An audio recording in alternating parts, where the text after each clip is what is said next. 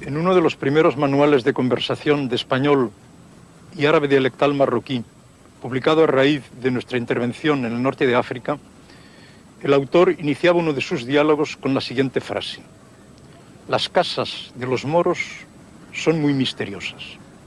Ahora bien, cabe preguntarse, ¿misteriosas para quién? Probablemente para nuestro autor, pero no desde luego para las familias de los musulmanes que viven en ellas. Como las viviendas, las actuales medinas marroquíes son el fruto de un compromiso sutil entre la norma pública y la iniciativa privada. Concebidas en gran parte como prolongación del poder religioso y estatal que configura la sociedad en el Islam, responden a la necesidad igualmente de preservar para el creyente el espacio de su intimidad.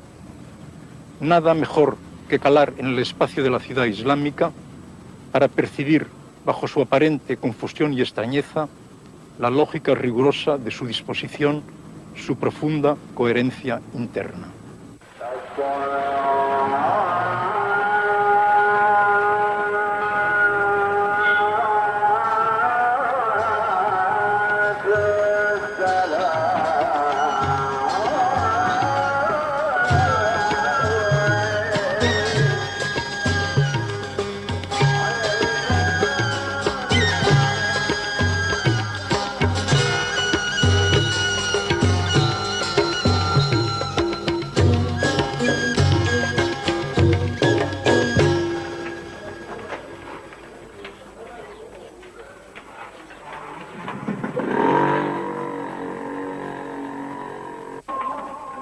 El recorrido asiduo de la urbe Medina, las sensaciones de inmediatez y movilidad que procura, convidan al transeúnte a una incitativa reconsideración de su ámbito. Frente al funcionalismo del territorio cuadriculado, sometido a una rigurosa operación de higiene y control, numerado bloque por bloque y casa por casa, por un poder cuya suprema ambición sería siempre el fichaje y clasificación de sus habitantes, la Medina islámica salvaguarda la improvisación fecunda. Un esquema de vida opuesto a la intervención administrativa. Un desafío a la lógica patronal del espacio abierto y saneado. Un mayor respeto a las personas y su doble tendencia individual y gregaria.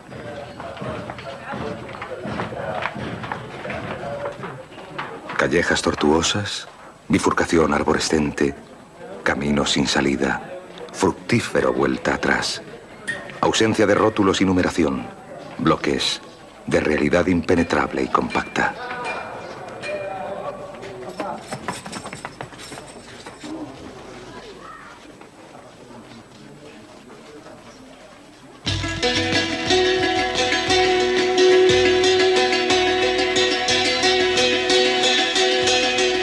Como subrayan los historiadores, la creación de la Cibes, urbe o Medina, responde a un conjunto de factores que impulsan a poblaciones hasta entonces nómadas a asentarse en un lugar determinado por razones de intercambio de bienes, defensa contra tribus enemigas, acceso a un punto de agua o vecindad a tierras fértiles propicias a su alimentación.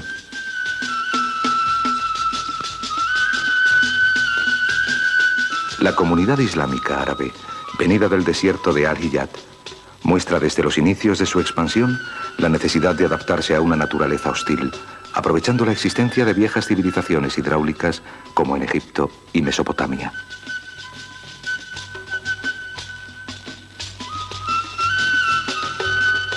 La instalación en tierras agrícolas, el paso del nomadismo a una vida sedentaria, modificaron los valores y hábitos de los beduinos, exclusivamente apegados hasta entonces al individualismo y solidaridad del clan.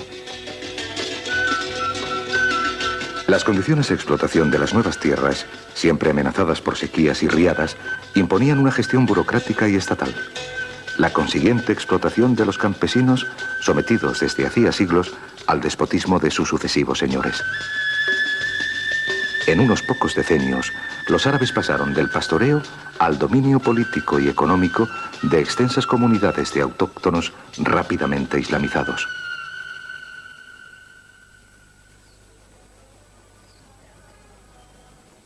La elección de la futura Medina obedecía a la vez a motivos económicos, políticos y estratégicos. Los beduinos se establecían y aclimataban en el lugar favorable a sus rebaños. ¿El califa Omar no había declarado acaso que lo que convenía a los camellos convenía a los árabes?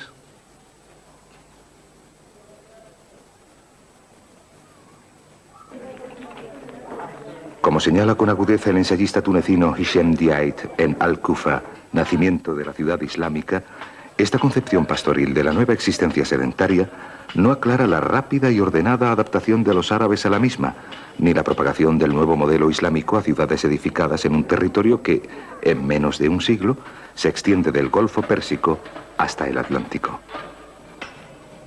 A horcajadas de la tradición beduina y las nuevas exigencias políticas y administrativas creadas por la expansión del califato, los árabes edifican sus primeras ciudades en una zona fronteriza que responde, de hecho, a ambas premisas.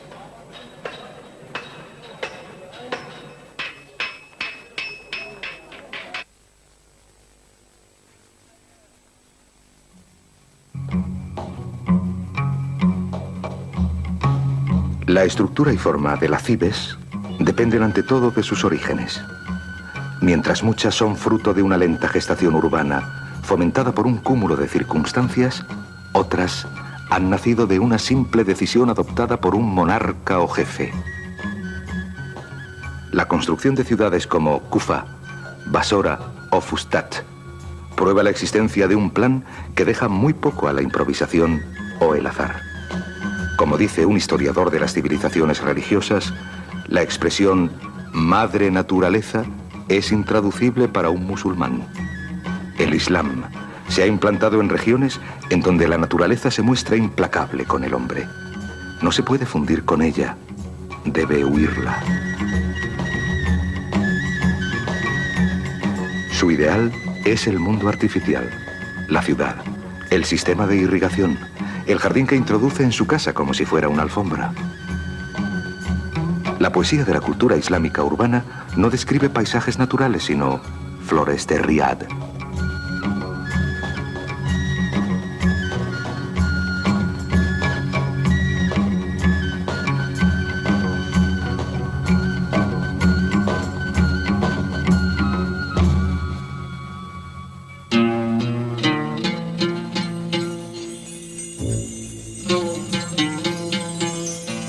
En un decorado quimérico de almirares, mezquitas, escuelas coránicas, albornoces, aiques, velos, chirabas, recatarán las imágenes inseguras que tu memoria no podrá jamás reconstituir.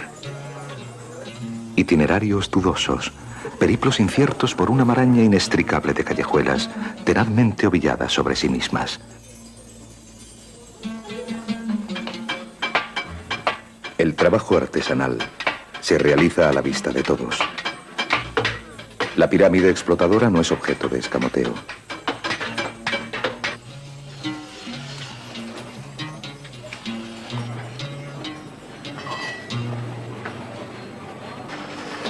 Teñir lanas y sedas, curtir pellejos, empozarse, chapotear en el fango, descomponerse en vida. Trabajar gacho, resistir adustez. Brazos nudosos, enjutos, escurridos.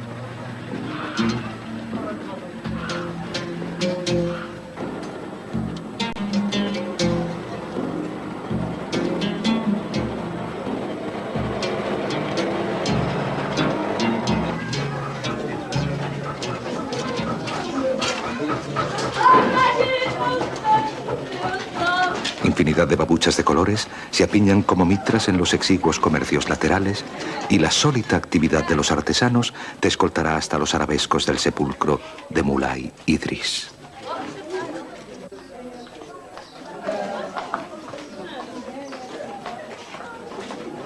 Los devotos rozan con la mano la abertura circular de la placa de cobre.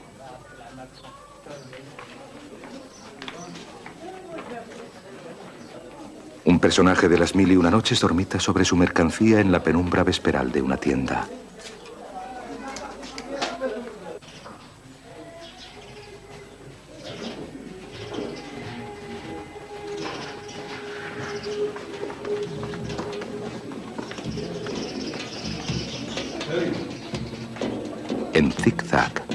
En zigzag siempre a través de patios, túneles, caravanserralos, rasarás con cautela los salientes y entrantes de la Karaouin. Por el oscurísimo callejón de las 7 vueltas, hundiéndote en la angostura cerril de sus uterinas sinuosidades, recovecos, escondrijos, curvas de un camino versátil que culebrea de modo arbitrario sin conducir finalmente a salida alguna.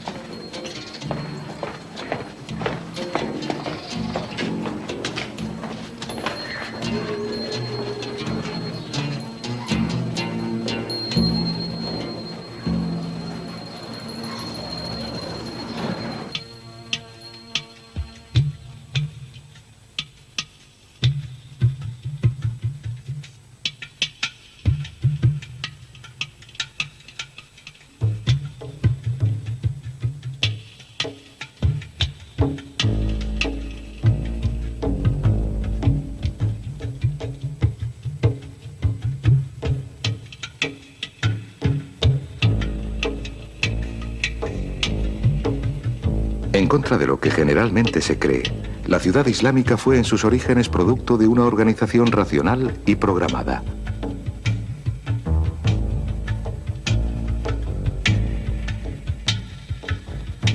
Los primeros conquistadores árabes querían un cuadro nuevo, un ámbito que respondiera a sus necesidades, creencias y temperamento distinto del de las ciudades de origen persa, romano o bizantino que acababan de someter.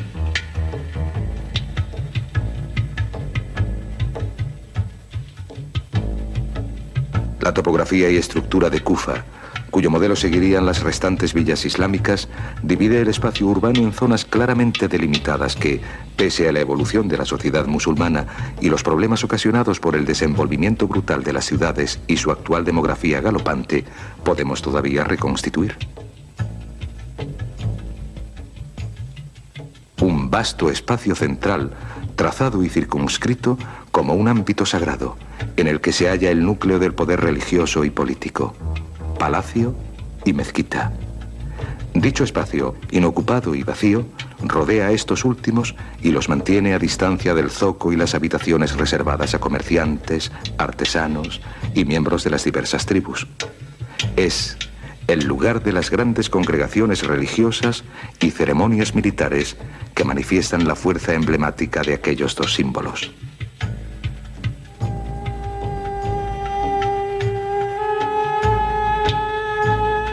Dicha concepción de un urbanismo específicamente musulmán se acompañó enseguida de la creación de monumentos y mezquitas cuya belleza, perfección y armonía nos conmueven al cabo de los siglos. La grandeza de la arquitectura islámica, bosque de columnas de la mezquita de Córdoba, esbelta silueta de la Kutubía, soberbia adusted de Ibn Tulun, espigados alminares otomanos alzados como candelabros, es un reflejo de su abstracta piedad religiosa e ingravidez metafísica.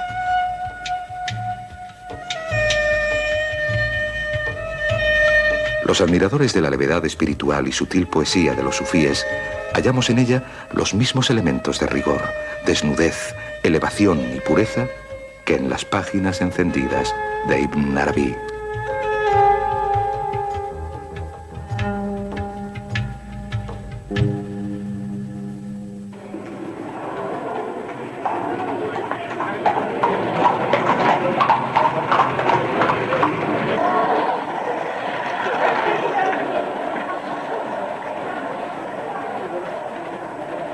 Los límites de la calle son borrosos, mudables.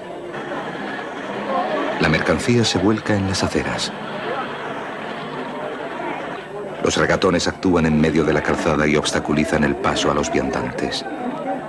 Transparencia de las relaciones de clase. Disposición teatral de bazares y baratillos. Llamadas, peleas, tratos ajustados a grito herido. Una permanente disponibilidad a intervenir o escuchar.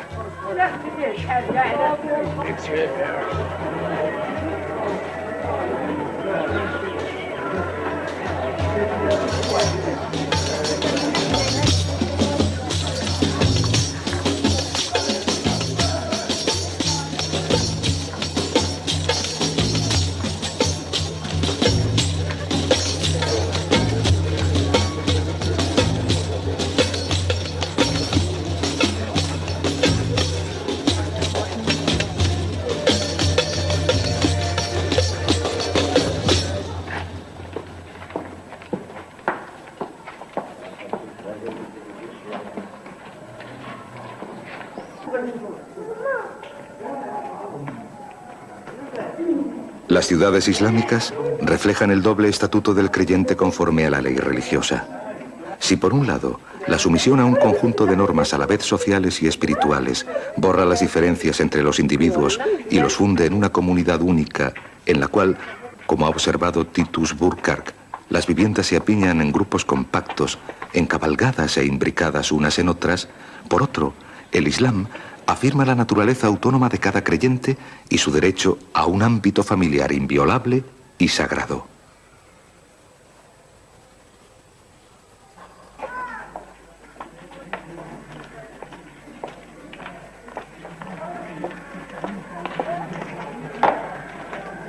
Contrastando con el ajetreo y bullicio de las arterias comerciales, las viviendas tradicionales permanecen aisladas, vueltas hacia sí mismas, centradas en torno a un patio en el que la vista de unas babuchas femeninas desconocidas a la puerta de los aposentos reservados a las mujeres detiene a visitantes y familiares.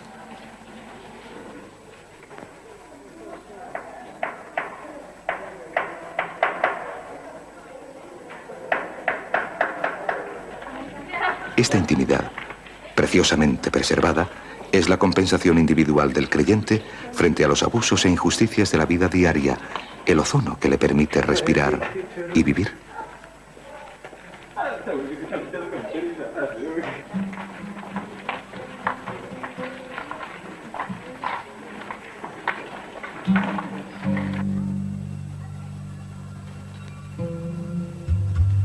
Casas cerradas, paredes lisas, edificios vueltos sobre sí mismos. Patio central, jardín, gineceo, cuyo techo cuadrado y altísimo será siempre el cielo. Imposibilidad de escalo y fractura. Avasalladora noción de vedado. Moroso discurrir por callejones entre dos muros ciegos.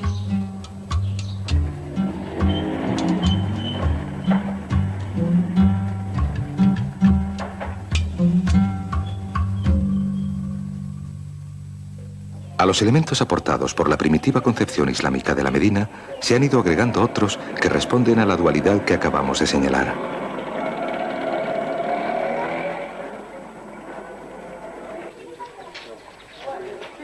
La urbanización de una ciudad no es un proceso continuo. Los periodos ordenadores, manifestación de un poder político que se siente fuerte y seguro, alternan con otros en los que la decadencia de aquel favorece la iniciativa individual a expensas del poder y las reglamentaciones estatales.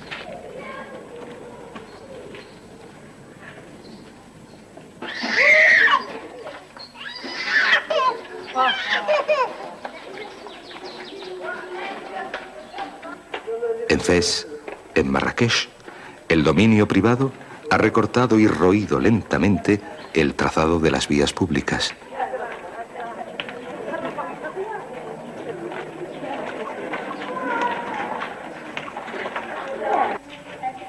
Las casas fronteras rozan a veces unas con otras. Las viviendas introducen sus habitaciones superiores en terrenos vecinos. Los callejones devienen laberintos y parecen dificultar exprofeso el acceso de los desconocidos al barrio.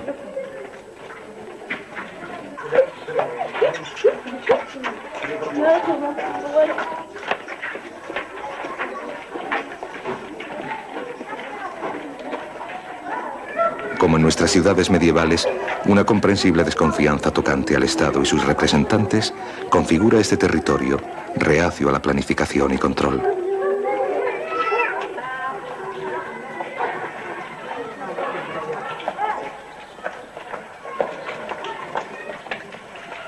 Un puñado de hombres a la entrada de una calleja podía impedir el paso a un ejército.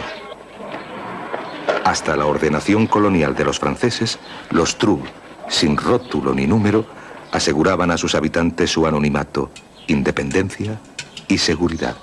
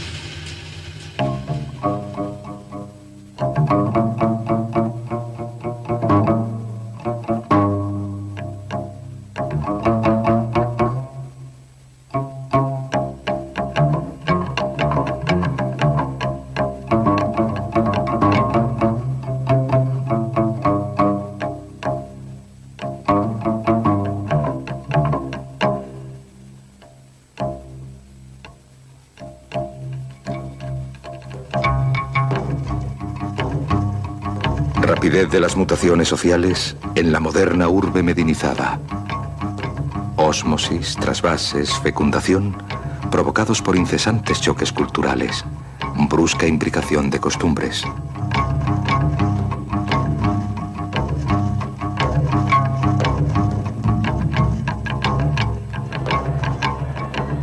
Alternancia de áreas privadas y públicas, ambigüedad de sus fronteras, percepción diferente de lo secreto. Exiliado de los feudos cerrados por la fisgonería implacable de quienes ven sin ser vistos, se refugiará en el tráfago y mezcolanza del zoco, en la invisibilidad general de lo ostensible y expuesto.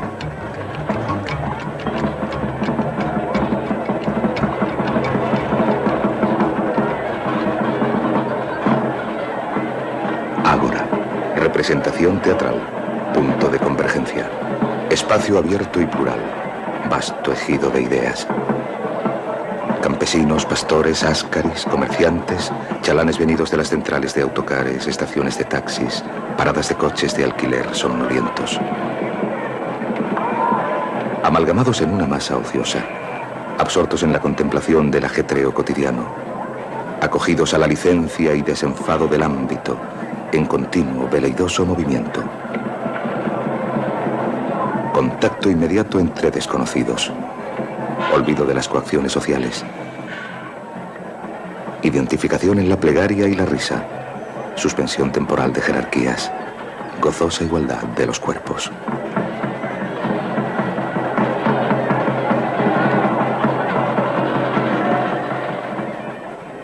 Anochecer. Cuando la feria se vacía y bailarines, tambores, rapsodas, flautistas se van literalmente con su música a otra parte. Disgregación paulatina de los corros, muchedumbre afanosa e inquieta, como colmena amenazada de destrucción. Lenta emergencia de espacios despejados. enrevesada telaraña de cruces y encuentros en la vasta y sombría explanada. Tiendecillas y bazares recogen sus existencias y lámparas de petróleo iluminan teatralmente nuevos puntos de convergencia y reunión. Figones de quita y pon, cocinas ambulantes, trebejos y hornillos listos para la cena.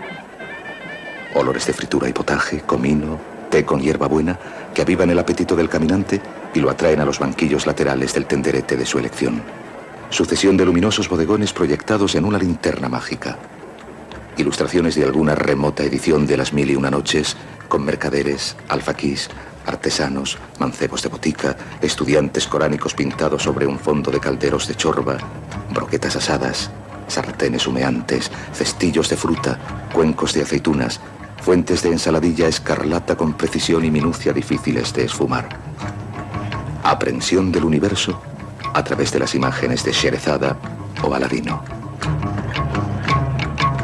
Ningún escondrijo mejor para la intimidad que la confusión y apretujamiento de la muchedumbre.